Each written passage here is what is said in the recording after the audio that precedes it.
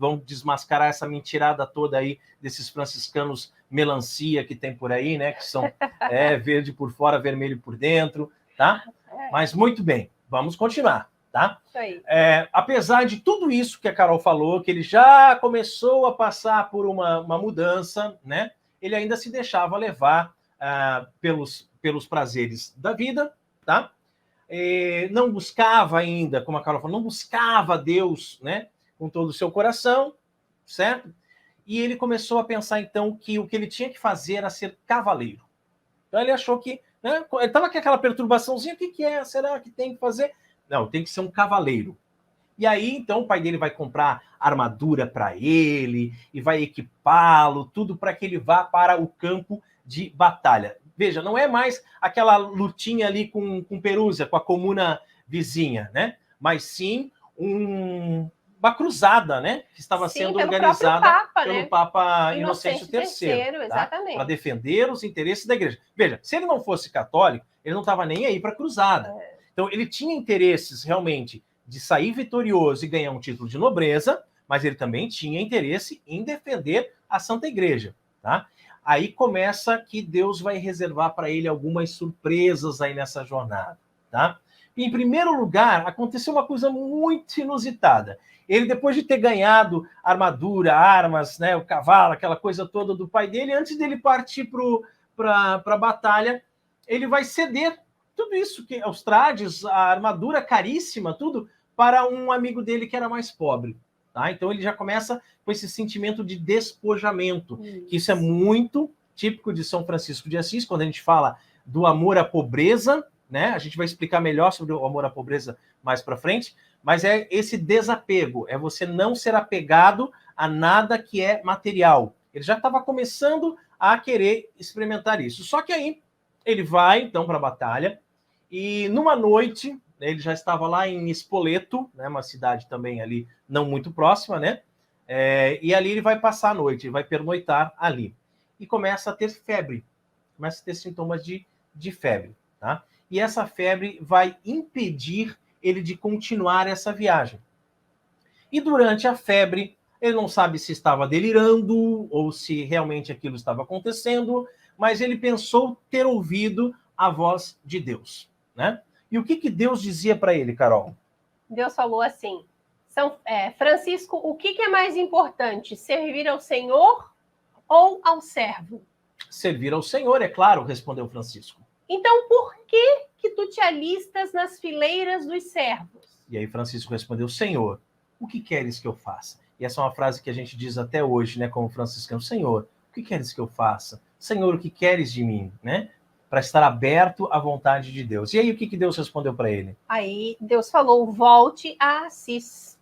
Ali será dito a você. Tá? Então, veja que Deus ele faz as obras na nossa vida, mas ele também quer que a gente faça a nossa parte. Né? Deus poderia ter revelado ali, ele estava em Spoleto, Deus já podia... Não, olha, você vai ter que fazer isso, isso, aquilo. Não, você está com febre, está doente? Primeiro vai voltar para casa. Quando você chegar em casa, lá em Assis, é que eu vou revelar para você o que você tem que fazer. Né? E é interessante essa reflexão que Deus provoca em São Francisco de Assis, porque como a gente falou, São Francisco já estava ali nesse processo, ele já estava olhando as coisas do mundo assim, as festas já não preenchiam mais ele, tudo mais, ele não buscava a Deus, né? Tanto que ele queria ser cavaleiro, ele então colocou essa ânsia dele, essa vontade no fato de se tornar um cavaleiro famoso. Mas, e aí Deus pergunta para ele, né? O que é mais importante? Servir ao Senhor ou ao servo? E São Francisco, não, é claro que é ao Senhor, mas então como é que está aí servindo ao servo? Né? Então, é interessante então, volta, vai casa, volta lá. Volta vai lá para Assis. Isso. E então é interessante esse questionamento que Deus faz a São Francisco de Assis, e porque ali São Francisco toma uma resolução, né? E São Francisco vai demonstrar o caráter firme que ele tinha, que ele assim, desafiou o desprezo de todos ali, né, das Porque pessoas. Não foi fácil essa volta, não foi fácil. Sim. Imagina, ele sai para ir para a cruzada e ele volta, é um derrotado, né? É um covarde, é um fujão, ele está voltando para casa. Então Deus quis fazer com que o Francisco passasse por aquela humilhação de voltar para casa. E não só a humilhação do povo, mas a raiva do seu pai. Seu pai ficou assim, irado contra ele, né? Porque investiu nele, comprou armas, comprou tudo, armadura para ele e tal, e ele agora volta para casa, né? Ah, meu filho é um covarde, que vergonha que está fazendo a nossa família passar. Exato, né? E São Francisco, nesse tempo, ele ficava naquela, né? O que será que Deus quer de mim? O que Deus quer que eu faça? São Francisco já estava assim, sentindo aquele vazio dentro dele, as festas, já não, nada mais fazia sentido, nem as guerras já não faziam mais sentido. São Francisco vivia inquieto e não sabia o que era. E os amigos até tentaram convencer, né? Tem uma passagem que coroaram ele, né, como rei da juventude e tal. Exato. Mas assim, viva Francisco, nosso rei, aquela coisa toda. Né? Só que São Francisco, ele começou então a ficar mais introspectivo, né? Exatamente, foi buscar essa meditação, a oração, se entregou mesmo. Ele andava pelos campos, pelas florestas, lugares assim mais tranquilos. Veja que não andava pelas florestas para adorar os animaizinhos, para abraçar árvores. Assim, ele estava assim, ele estava buscando se encontrar com Deus. Isso, olhando para dentro dele. E aí, então, ele começou a se entregar assim, muito seriamente na oração e na meditação. Inclusive, nós temos um vídeo aqui no canal, depois a gente vai colocar na descrição do vídeo, dessa live. Eu acho que não foi colocado os links lá ainda, né, meu bem? Sim, já foram colocados todos lá. Porque a gente tem um vídeo sobre... A não ser que esse você tenha incluído depois. Eu acho que eu não estou me lembrando desse, é verdade. Mas aí eu posso editar lá e colocar lá na descrição. Mas já coloca no chat também a importância da meditação católica, né? Porque muita gente não sabe meditar. Isso. Muita gente acha que meditação é coisa das religiões orientais e tal, que lá é outra história, né? A meditação católica, não vamos entrar nesse assunto aqui, porque senão vai ficar muito longo. Assista o vídeo, né? Assista o vídeo, você vai entender direitinho o que é a meditação católica e como é importante para o católico meditar diariamente, né? Conversar. Não, depois. Depois a gente faz isso, né? Senão a gente se perde aqui, tá bem?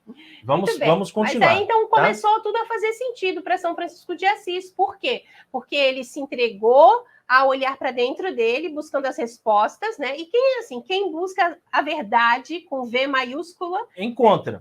Né? Deus dá a graça. E olha só que interessante. Muita gente, quando é católico, mas não é aquele católico todo, aí ele começa a ficar mais introspectivo, meditar, rezar, quer se encontrar com Deus. O que ele faz? Ele larga tudo e vai para uma igrejinha protestante, não é verdade? Claro que no tempo de Francisco de Assis nem existiam as igrejinhas protestantes, mas o mundo já estava assim, ó, de herege, assim de herege. Mas o que Francisco vai fazer? Vai se juntar com esses hereges? Não, ele vai para Roma. Olha a resolução de Francisco. Pô, eu quero me encontrar com Deus. Para a cidade eterna. Então eu vou para Roma, porque a Roma é a capital da igreja, né? Então o centro de tudo está em Roma. Ele vai até Roma, isso é o ano de 1205, tá? Então já estamos no século XIII. Ele tem ali cerca de 24 anos de idade e ele vai visitar o túmulo de São Pedro. Tá? Quando ele está lá no túmulo de São Pedro, em oração, aquela coisa toda, ali ele já fica muito tocado, né?